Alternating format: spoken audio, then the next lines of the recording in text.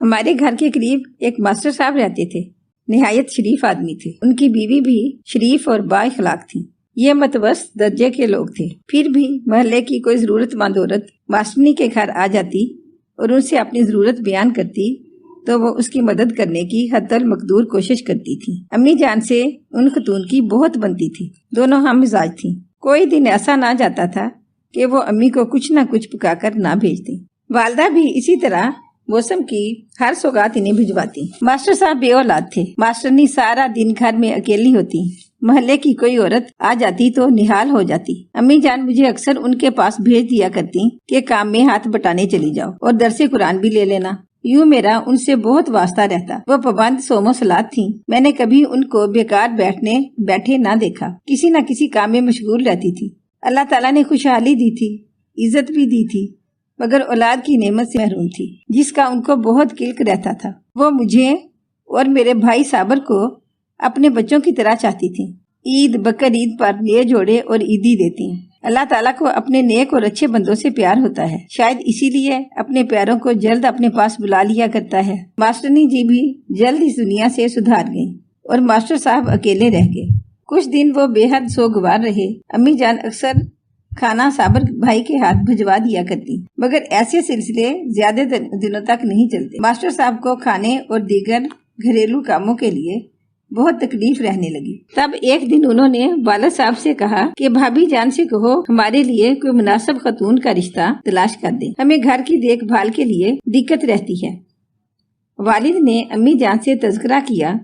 وہ بولی، ماسٹر صاحب کی عمر 50 کے لگ بھگ ہوگی، کوئی ادھیڑ عمر خاتون عقد ثانی کے لیے مناسب رہے گی۔ میں محلے میں ذکر کروں گی، ایسا کوئی رشتہ مل گیا تو ضرور یہ نیک کام کروا دیں گے۔ والدہ تو ڈھونڈتی رہ گئی۔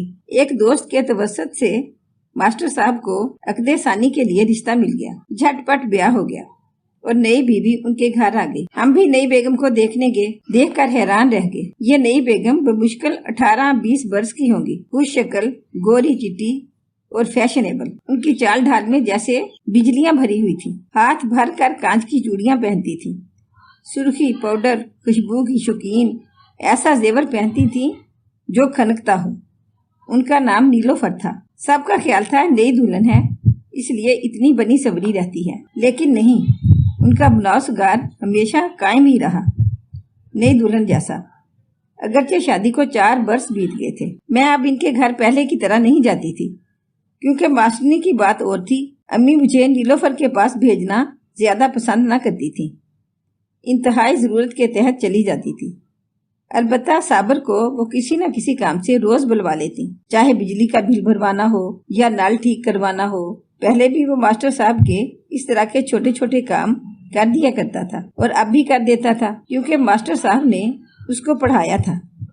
جب امتحان ہوتے باقاعدگی سے اسے گھر آ کر امتحان کی تیاری کرواتے تھے۔ اس خاتون سے بھی ماسٹر صاحب کے ہاں اولاد نہ ہو سکی، تاہم نیلوفر کو اس بات پر قلق نہ تھا، وہ ہمیشہ خوش باش نظر آتی۔ البتہ محلے والیاں بہت جلد اس کے بارے میں عجیب و غریب باتیں کرنے لگی، جو کسی طرح بھی خوش آئند نہ تھی۔ ان باتوں کا چرچا سارے محلے میں رہتا تھا، تاہم ماسٹر صاحب بیچارے ان سے بالکل بے خبر تھے۔ بانکا ہمارے محلے سے اگلے محلے میں رہتا تھا۔ اصل نام تو ابرار تھا، مگر اس کے لباس اور وضاقتہ کی وجہ سے ان حضرت کو سب بانکا کہتے تھے۔ یہ لمبا چوڑا خوبرو کسرتی بدن کا نوجوان تھا، عمر میں کوئی 24 کے قریب ہوگا، مگر ادائیں لڑکوں والی تھیں اور شوخ رومال گلے میں لپیٹے رہتا تھا۔ بانکا کھاتے پیتے گھرانے کا تھا، تبھی اسے کمانے کی فکر نہ تھی۔ سارا وقت محلے کے بیکار اور نکمے لڑکوں میں گزار دیتا تھا۔ ان سے ملنے یہ دوسرے تیسرے دن یہاں آ جاتا۔ اس دوران اس کی جان پہچان کسی طرح نیلوفر بیگم سے ہو گئی۔ ماسٹر صاحب اکثر کام صابر بھائی کے ذمہ لگا جاتے تھے، مثلاً سبزی لا دینا، سوئچ بورڈ ٹھیک کروا دو۔ یہ کام صاحب ان کے گھر جا کر آتا تھا۔ ایک دن صابر کسی کام سے استاد صاحب کے گھر گیا۔ نیلوفر گھر کا بیرونی دروازہ بند کرنا بھول گئی تھی۔ صابر جو ہی کمرے کی طرف گیا، اس نے بانکے کو نیلوفر کے ساتھ بیٹھے دیکھا۔ وہ چکرا گیا، اس آوارہ منچ کا ادھر کیا کام؟ وہ نوعمر لڑکا تھا، بس گھبرا کر الٹے قدموں لوٹ آیا اور اس بات کا کسی سے تذکرہ نہ کیا۔ نیلوفر نے بھائی کو پلٹ کر جاتے دیکھ لیا تھا۔ وہ سہم گئی۔ اس کا خیال تھا کہ ضرور صابر ماسٹر صاحب سے इस बात का तज़किरा करेगा, मगर साबर ने उन्हें नहीं बताया, सोच करके कहीं बात तलाक या खून खराबे तक ना पहुंच जाए। वो चुप साध गया। इस दिन के बाद साबर उनके घर जाने से कतराने लगा। मुझे भी मना कर दिया कि अगर मास्टरनी बुलाए तो भी मत जाना। अब मेरे दिल में कसक हुई कि मास्टर साहब बेचारे कितने सीधे साधे और शरीफ हैं, मगर उनकी बीवी उनको धोखा दे रही है। वो सुबह ही घर से निकल जाते, उनके जाने के बाद ये अकेली मनमानी करती। अब समझ में आया कि मोहल्ले की औरतें क्यों उससे मिलना पसंद नहीं करती और उसे बुरा भला कहती हैं। मुझे नीलोफर से नफरत महसूस होने लगी। एक दिन मेरी कॉपी खत्म हो गई, होमवर्क करना था। नई कॉपी लेने मोहल्ले की करीबी दुकान पर गई। वापसी पर क्या देखती हूँ कि नीलोफर दरवाजे पर खड़ी है। मुझे देखकर आवाज दी, शाद बीबी जरा इधर आना, मुझे कुछ चीजें मंगवानी हैं। वो लिख दो, साबर से कहना ला दे। मजबूरन मैं उनके घर चली गई। उन्होंने कॉपी पेंसिल लाकर दी और सौदा लिखवाने लगी। मुझे मास्टरी के घर में जाते साबर ने देख लिया था, क्योंकि मना कर चुका था कि मैं उनके घर ना जाया। गुस्से से मेरे पीछे आ गया और घूरने लगा। मास्टर नहीं समझ गए, बोली साबर इस पर क्यों गुस्सा निकाल रहे हो? तुम नहीं आओगे तो किसी को तो बुलाऊंगी। भाई ने कॉपी पेंसिल मेरे हाथ से ले ली। घर चलो, मैं जो सौदा उन्होंने मंगवाया है उनको लाकर दे दूंगी। मैं डरी सहमी घर आ गई। भाई ने सौदा लाकर दिया या नहीं मालूम नहीं, मगर असल वाकया के चंद दिनों बाद ही फिर वो वाकया पेश आया कि जिसने सारे मोहल्ले को हिला कर रखा। मास्टर साहब हस्बे मामूल सुबह सवेरे अपनी ड्यूटी पर चले। किसी मोहल्लेदार ने बांके को उनके घर के अंदर जाते देखा। उसने घर से ताला लाकर मास्टर साहब के बैरूनी दरवाजे को बाहर से मुकफ्फल कर दिया और मोहल्ले के लोगों को घर के दरवाजे पर खड़ा करके मास्टर साहब को बुलाने चला गया। लोगों की आवाजों पर बांके को खतरे का एहसास हो गया। वो किसी तरह घर की पिछली दीवार से कूदकर फरार हो गए। जब मास्टर साहब घर पहुंचे तो लोगों ने बताया कि कोई तुम्हारे घर के अंदर है, इसीलिए हमने ताला लगवा दिया है। अक्सर ये तुम्हारी गैर मौजूदगी में घर में जाता। हम चाहते हैं कि तुम खुद उससे निपट लो और उसके आने का सबब दरियाफ्त करो। बेचारे मास्टर साहब का रंग सफेद पड़ गया। कांपते हाथों से दरवाजा खोला। जब अंदर गए तो वहाँ कोई मौजूद न था, सिर्फ नीलोफर बेगम थी। बहरहाल इतने सारे मोहल्ले के लोगों की बात को नजरअंदाज नहीं कर सकते थे। बीवी से पूछा कि वो कौन है जो मेरी गैर मौजूदगी में यहाँ आता है। नीलोफर ने खामोशी अख्तियार कर ली तो मास्टर साहब ने गुस्से में उसे पीटना शुरू कर दी। शोर की आवाज सुनकर मोहल्ले के दो बुजुर्ग घर के अंदर गए और उन्होंने उस्ताद साहब को मारपीट से रोका और मशवरा दिया कि इस खातून को इनके मेके छोड़ाए और वहाँ इनके बुजुर्गों की मौजूदगी में इस मामले का फैसला कर दिया जाए। नीलोफर का मेका गांव में था। शाम ही को मास्टर साहब ने सामान बंधवाया और बीवी को मेके छोड़ने चले गए। 4 दिन बाद वो वापस आए, मगर अकेले। बीवी साथ नहीं आई थी। मोहल्ले वाले ये समझ रहे थे कि नीलोफर को मेके छोड़ाए, मगर 2 रोज बाद ही पुलिस आ गई और मास्टर साहब को गिरफ्तार करके ले गए। वालिद साहब पता करने गए। पता चला कि उस्ताद साहब ने एक पहाड़ी नाले के पास बैठकर बीवी को एतमाद में लिया और मुआफी का वादा करके सच्ची बात कहने पर इसरार किया।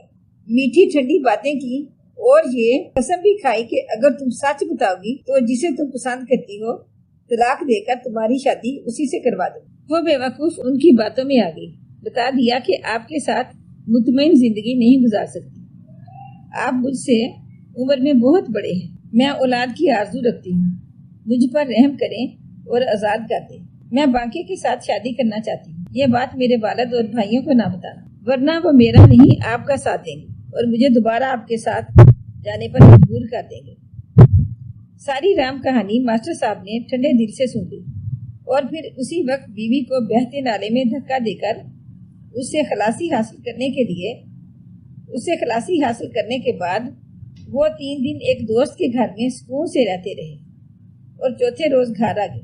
न जाने किसने पुलिस को इतला कर दी और यूं जब पुलिस ने उनको धर लिया तो उन्हें पुलिस के सामने इतराफ करना पड़ा, क्योंकि मारपीट के वो मुतहम्मिल नहीं हो सकते थे। नीलोफर को ऊंचाई से धक्का दिया गया था। तेज बहाव में बहती लाश आगे जाकर एक पत्थर में अटक गई।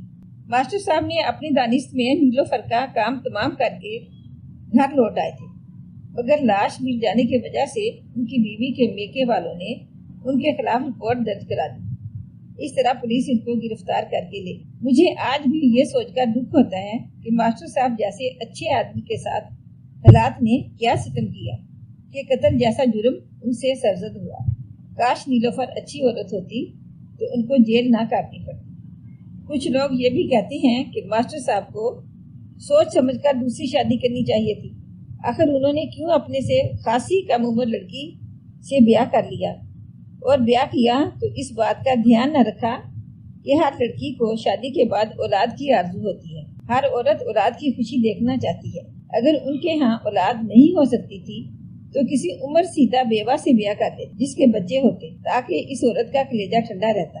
इनके बच्चों की कफालत का भी सवाब उनको मिलता। गर्ज जितने मुंह उतनी बातें। लेकिन हम मास्टर साहब के एहसान मंद थे, ये हमें पढ़ाया था और बड़ी मास्टरनी को याद करते थे जो हमसे प्यार करती थी। ये घराना मोहल्ले में मिसाली था जो हालात की सितम ज़रीफ़ी से तबाह हुआ। सच है, जिंदगी का हर अहम फैसला बहुत सोच समझ कर करना चाहिए। कभी कभी तबाही मुकद्दर बन जाती है और इंसान इस बर्बादी से पहलू नहीं बचा सकता। अगर आपको हमारी आज की कहानी अच्छी लगी हो तो प्लीज इसे लाइक करें, शेयर करें और मजीद अच्छी अच्छी कहानियों के लिए हमारे चैनल को सब्सक्राइब करें। Thank you.